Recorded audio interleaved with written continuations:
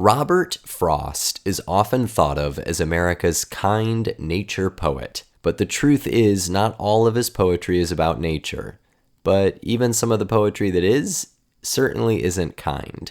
Today we're going to take a look at one of his most visceral and memorable poems, Out, Out. The buzzsaw snarled and rattled in the yard and made dust and dropped stove-length sticks of wood, sweet-scented stuff when the breeze drew across it. And from there, those that lifted eyes could count 5 mountain ranges, one behind the other, under the sunset far into Vermont. And the saw snarled and rattled as it ran light or had to bear a load. And nothing happened. The day was all but done.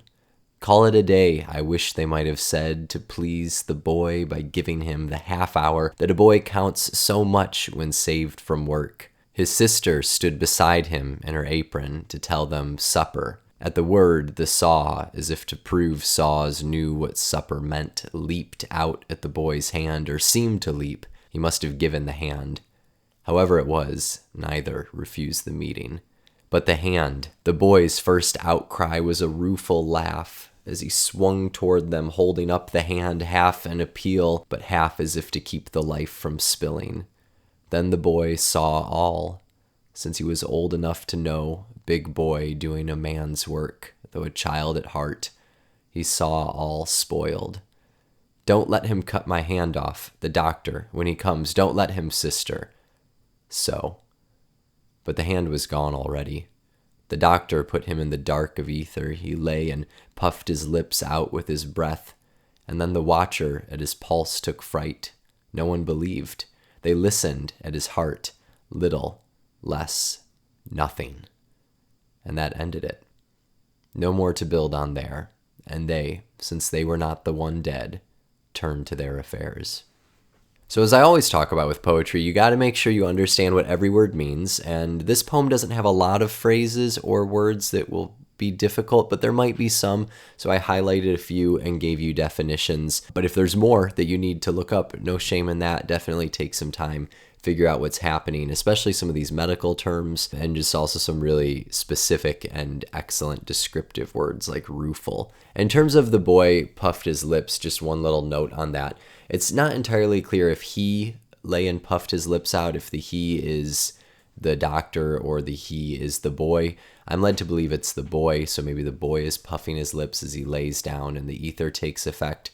Or it could be the doctor doing some sort of mouth-to-mouth breathing help for the boy. Either one is feasible. I have a feeling it's the boy is the he and not the doctor, just based on how people are talked about elsewhere. But all in all, the poem makes a lot of sense. It's also worth noting this poem is one stanza. I have it split just for the sake of being able to explore it. So now that we know what all the words mean, let's return to the beginning of the poem. So one of the most striking things to me about this poem is this beautiful imagery as a backdrop to this horrific reality.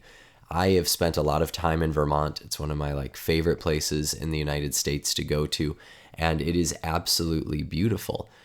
One of the things people who visit Vermont don't always realize, though, is that these forests have regrown multiple times. They've been cut down before, and in Robert Frost's time when he's writing this poem, that forest is going to be pretty clear cut, and a lot of that, maybe not a majority of it, but a significant amount done by children. And you see the children working in this poem, the boy obviously cutting down parts of the forest, and the girl who's wearing an apron, his sister, coming to tell the men supper. So it doesn't necessarily seem like it's an industrial sort of operation, like they're working in factories, maybe more of like a farming situation or a family situation. And you have some kind of obvious things happening here, but they're very interesting and they're worth not glossing over. Like the personification of the saw, obviously, that the saw is proving that it knows what supper means. The onomatopoeia of the snarl and rattle really is the only thing throwing off this beautiful setting at the beginning.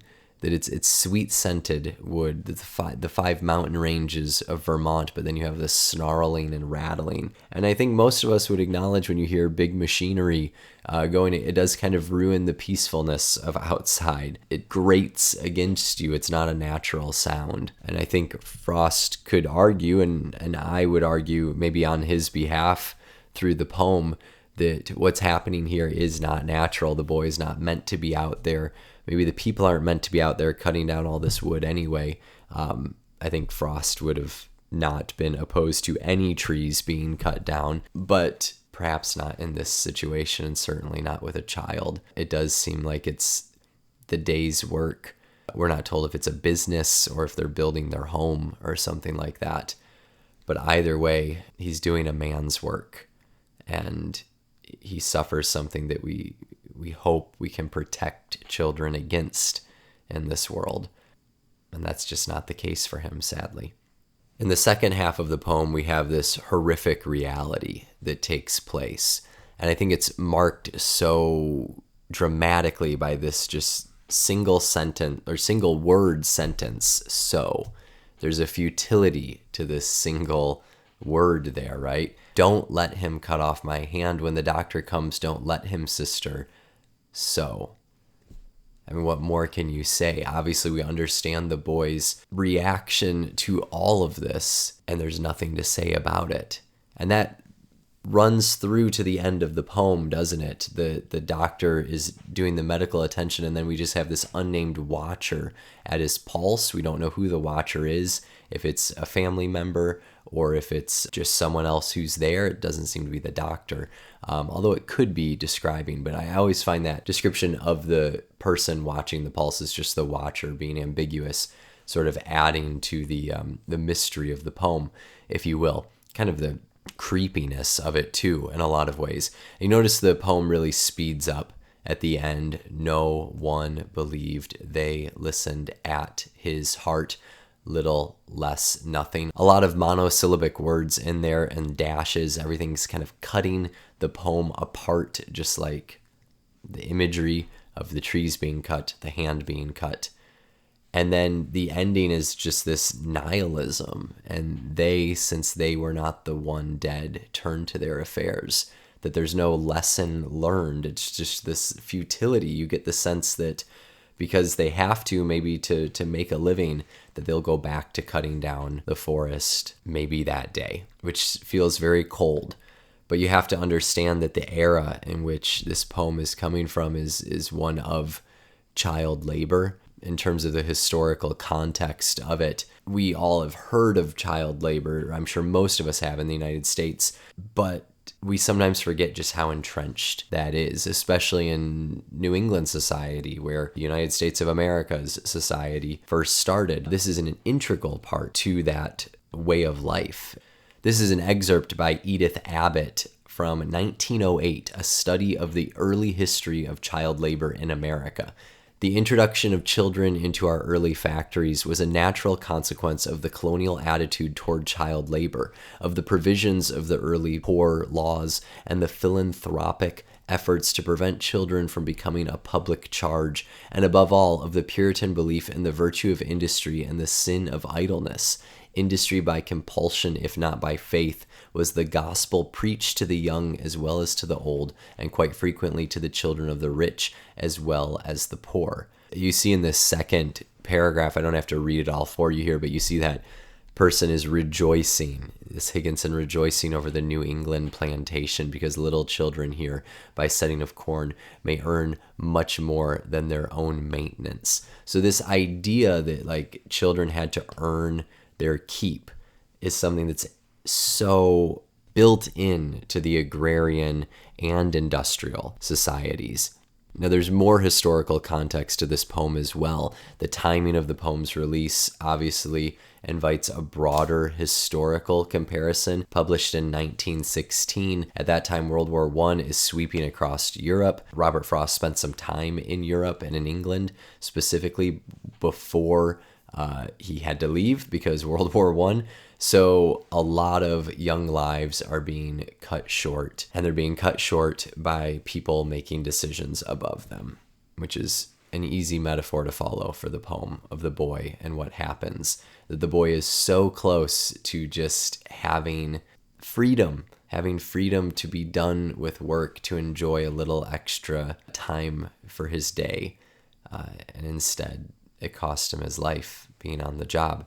There's also a biographical context here. As I mentioned earlier, Vermont has that very unique history with logging, and Robert Frost is very much a Vermont poet, even if he was in England around when he was writing this poem. And he took inspiration for this poem from a friend whose son died at 16 from a similar accident. Now, I believe that was actually in New Hampshire, but in Vermont, you can get to New Hampshire on accident if you're not careful. They're very, very close together, very kind of tall, thin states. So you can definitely see where those 5 Vermont mountain ranges being mentioned at the beginning of the poem are there intentionally. And again, this is a state that we think of to this day as very, very beautiful. It's a state that's really dependent on tourism because it's so beautiful, but it's also been dependent on logging and mining and farming, and like any other state in the United States, sadly, a lot of that has been done by people against their will, whether it be slavery in the American South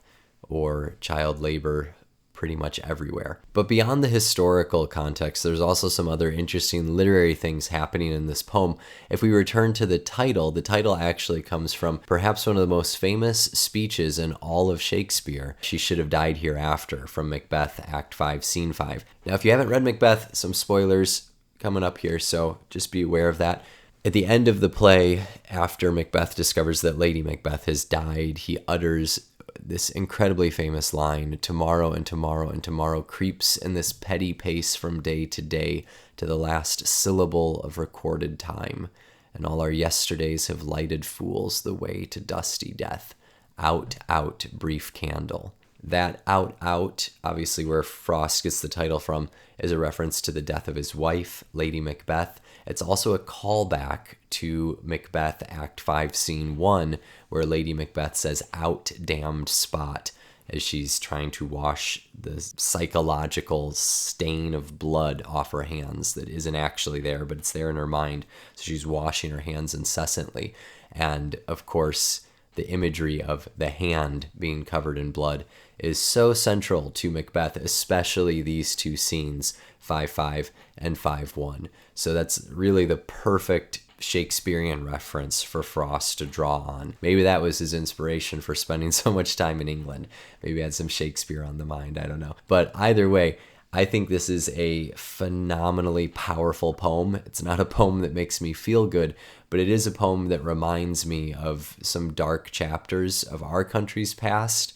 And unfortunately, a lot of other countries in the world are still dealing with this, with child labor, whether it be families out of necessity or corporations out of greed. It's a horrible thing. And I think poets have a long history of being the legislators of the world, as Percy Shelley said, whether it be Out, Out by Robert Frost here, or the poems of someone like Elizabeth Barrett Browning, who is writing about slavery in the Americas, or you have William Blake talking about the chimney sweep. Poets have a way of showing us the emotional toll when perhaps just the figures and the statistics won't come across for us. The emotion and seeing it happen in our mind's eyes does. So that's Out, Out. I hope you enjoyed it as much as it can be enjoyed. So thank you so much for watching the video. Let me know if you have any questions down in the comments below, and I'll see you in the next one. Happy reading.